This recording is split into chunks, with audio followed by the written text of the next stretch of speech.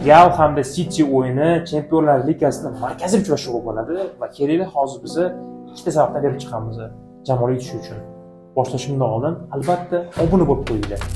Xo'sh, o'rtoqlar, Real Madrid uchun birinchi sabab bu albatta Bernabeu va Real Madridning Chempionlar Ligasi turnirida qanaqa o'ynashi. Har doim comebacklar, jamoa yutishi, xullas Chempionlar Ligasi o'zi Real turniri o'zi narsa.